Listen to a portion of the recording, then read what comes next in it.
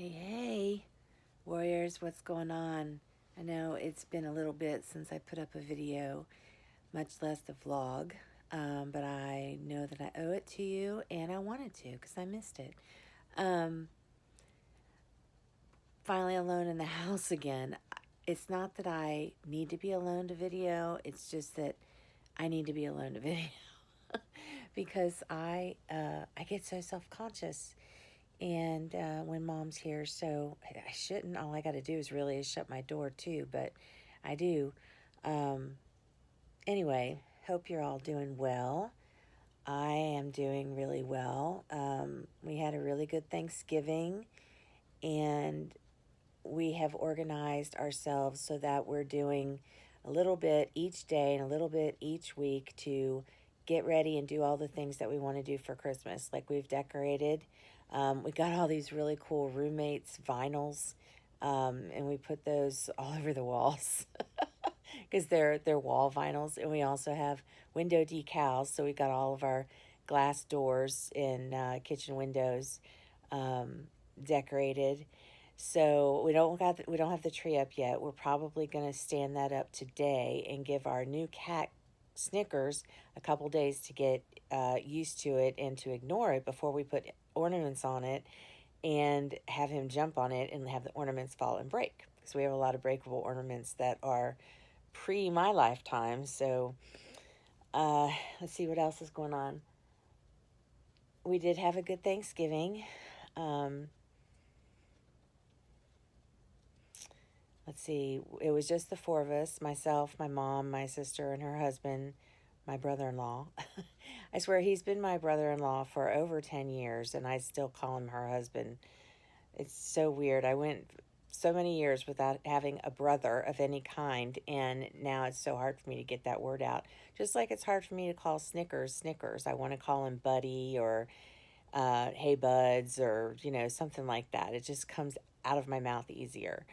And I'm all for anything that's easier, that's for sure.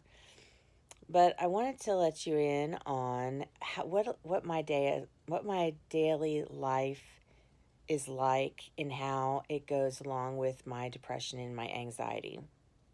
I know a few of you that I have interviewed for the podcast coming up have mentioned that they were interested you mentioned that you were interested in knowing a little bit about my story a bit more.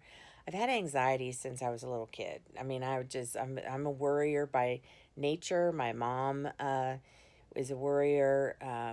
My dad's family are all worriers, and so of course I was going to be a worrier.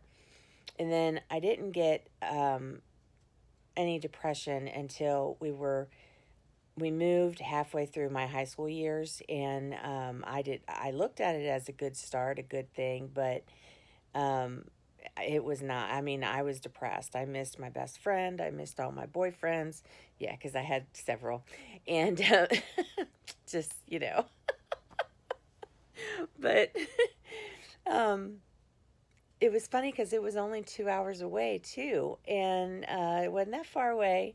Now I know because that's the shortest distance we've ever lived away from our main home, which was in Cincinnati, Ohio. Um, because we now have, let's see, we lived in Florida, and now we live in North Carolina. So, certainly more than 2 hours away.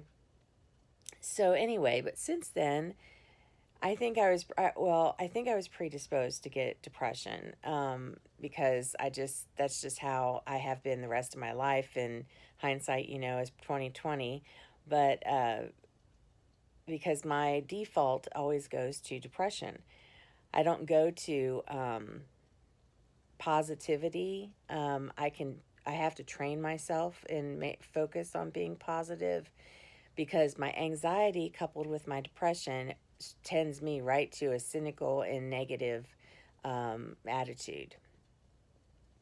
So, but since then, I've had a several numbers of different little petty to moderate size um, conditions or ailments or disorders that really contribute and culminate on a daily basis of this crappy, just crappy things that I have to condition that I have to deal with up here and in my body all day long. So basically, I wake up and I wake up in pain. My right calf muscle and my all around my knees, they burn. My doctor said just the other day the calf muscle goes up to my back, and it very probably does. I have a chronic back injury, and no doubt that the muscles and everything is from that. And but I do have two new knee replacements. Well, they're several years old, but few years old. But the one knee replacement, um, it didn't hurt until I had to go in. They had to remove part of the plate that was in the front, had broke off and was in there, and I didn't even know it, but they saw it on the x-ray, and the orthopedic surgeon said he'd never seen anything really like that at all in his whole career. But they removed that, and as soon as they removed that, they came to the hospital room and they said, so you must be feeling a lot better. And I was like, no, I don't feel any different, because I didn't feel it to begin with. Well, now my leg muscle around the top of my knee, below my knee, inside of my knee, it just hurts like a bitch every day. It burns. When I go to stand up, I'm standing bent over for a minute while my body catches up with what I want to do. My body is basically the age of a 75-year-old. Because also I've lost a lot of my strength. Okay, so I've got leg problems, okay, back problems. I've lost my strength, so that's kind of crappy. I'm very weak sometimes. The fibro does that. But as far as like up here, I wake up in the morning and I'm generally okay. But it's a very surface okay, meaning that if one little thing goes wrong, I could very easily let it ruin the rest of my morning. And so I have to really try. And what I have found that I have to do is I have to stick to a morning routine, morning rituals of things that I do that really kind of help keep me in the mindset of where I want to be. Meaning, I might write some in my journal, or I might just brain dump, or I might just meditate. I put on, like what I showed you at the beginning, the ambiance that I just love. It's on YouTube year round. You can watch Christmas stuff, and you can watch, especially this past year, they just exploded with different spring and fall and summer just ambiances, and they're 8 to 10 hours long. Bless you people out there who do that, because they're my savior. I love them. They are great. So I keep those on, and I have a morning thing that I like to do. And so then I will, because my mom is ready for when I wake up. She's ready to launch into, okay, what are we going to do today? And I have to remind her that's not how I do. I can't do that. I can't just jump up and go right into what are we going to do today. I'll last 2 hours tops. That's it. So I get my coffee and I get my breakfast, which is a breakfast bar. And I come back to my room and I feed my cat, and I come back here for that reason as well, so that the other animals don't get her food. And let's see. And then I get on the computer while I drink my coffee, or I'll make a video like I'm doing now, or just different things. And then normally around, well, she's gone today, so it's different, but normally around, I don't know, 11 or 12, I'll go back out and I'll say, okay, you got me for a couple hours. What do you want to do? If I have any financing work that I have to do before then, or at all that day, I do it before then, because my brain might be fresher, even though I can't do anything with her. And what it is it's a block of stimulus too. It's stimuli that just comes at me, and I just can't handle it all first thing when I wake up in the morning. And any of you out there that have a chronic illness, you know what I'm talking about. So then normally eat a snack out there with her, some lunch, whatever, depending on how long I'm out there. Like today, we're going to be putting up the tree, and she doesn't let me do a lot 'cause she knows I hurt real bad. Like, my arm is burning the heck out of me right now. I'm going to have to switch arms. So, let's see what else. And then I come back in and try to get a couple more hours of work done. And then by 3, 4 o'clock, I'm done. I'm absolutely done. Now, throughout that day, I may wake up with a lot of anxiety in the morning.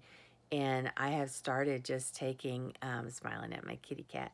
I have started just taking my anxiety medicine with my other medicine morning and night. And it helps, but it makes me a bit more tired.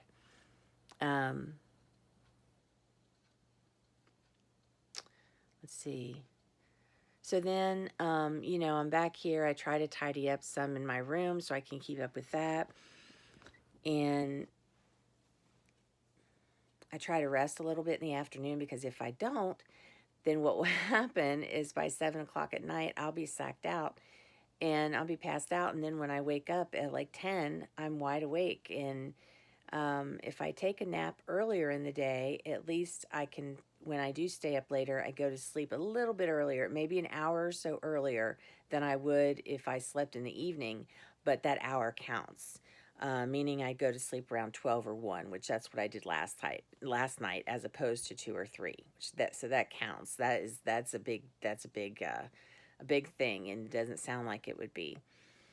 So, and during all of that, I have different waves of fibromyalgia. Like yesterday, I was in so much pain, and I hurt so much and could hardly move that it was bringing me to tears. But then in the evening, I had taken some Tylenol, and it took forever, but it finally kicked in a little bit. Like, I'm talking 4 hours, forever long. It should have kicked in before it did. And I ate a little bit of dinner, and the light changed. It went from daytime to nighttime, and whenever that happens, there's always a shift in me. I am a night owl, and when the evening comes and the sun goes down, I feel a lot better. Just naturally do. I don't know why. So I eventually did get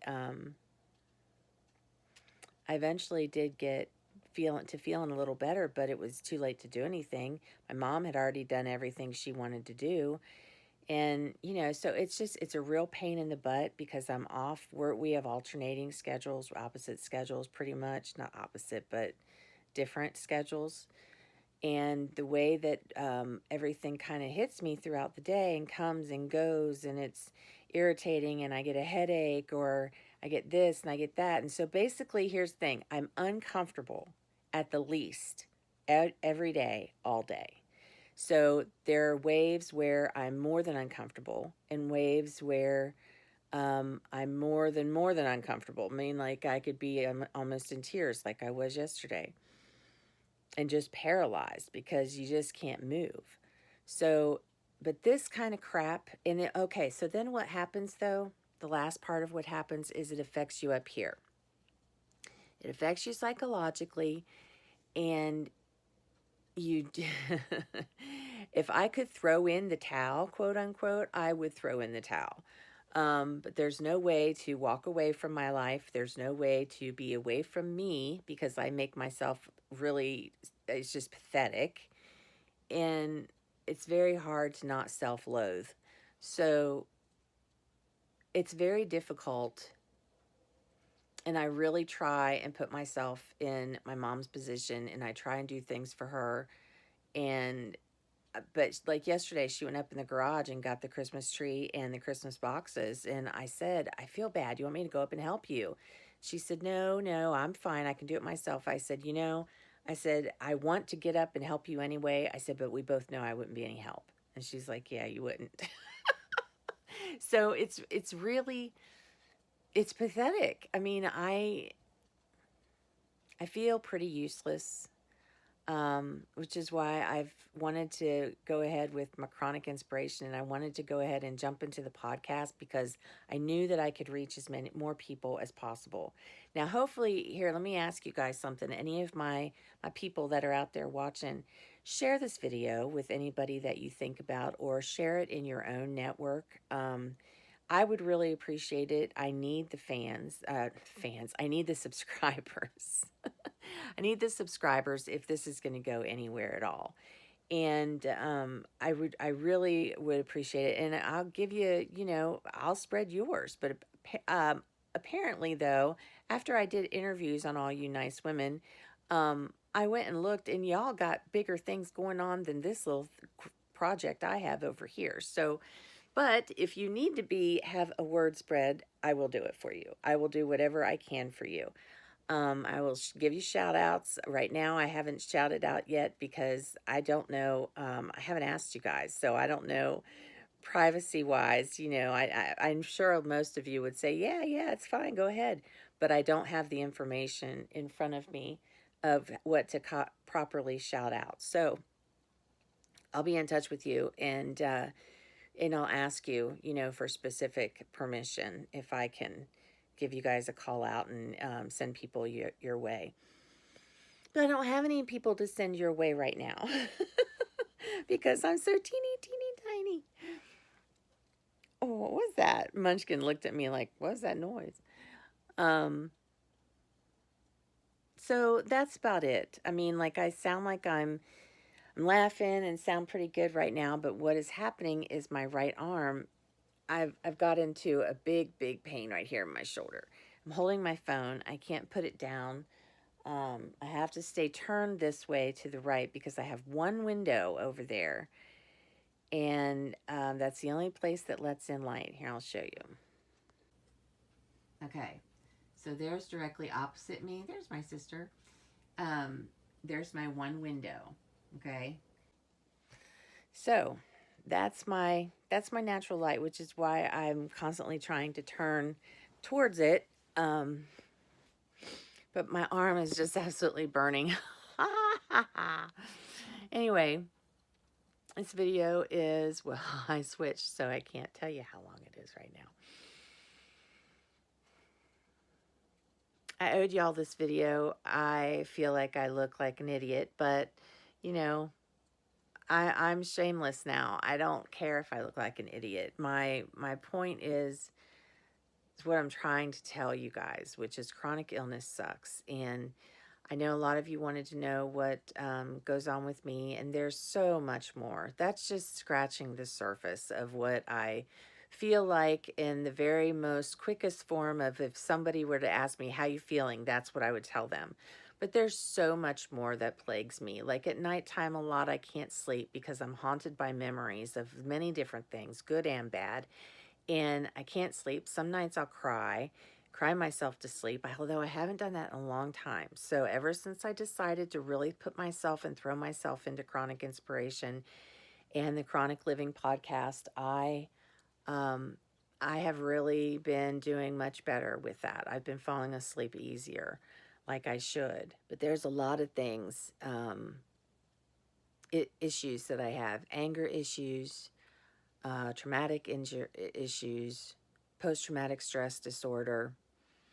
I have OCD, which in itself is it's just a pain in the ass disorder because your brain just won't my brain will not let me touch the cabinet that we pull out the trash can. It's in a cabinet and you pull it out and it slides out.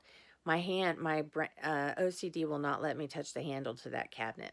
Even though we've cleaned it off, I still won't touch it. I've cleaned it off myself, and then I still won't touch it. I have to touch it with with a napkin, or if I do go ahead and touch it with my finger, I know I'm going right back to the sink to wash my hands.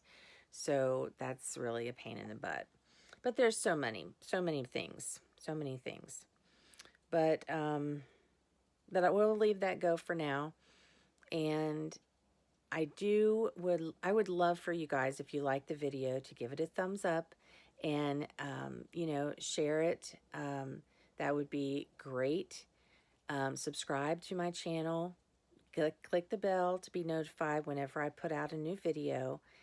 And I really hope that y'all have had a good Thanksgiving. I hope you have a good pre-Christmas season, and because I'm sure I'll talk to you more before then. But adios for now.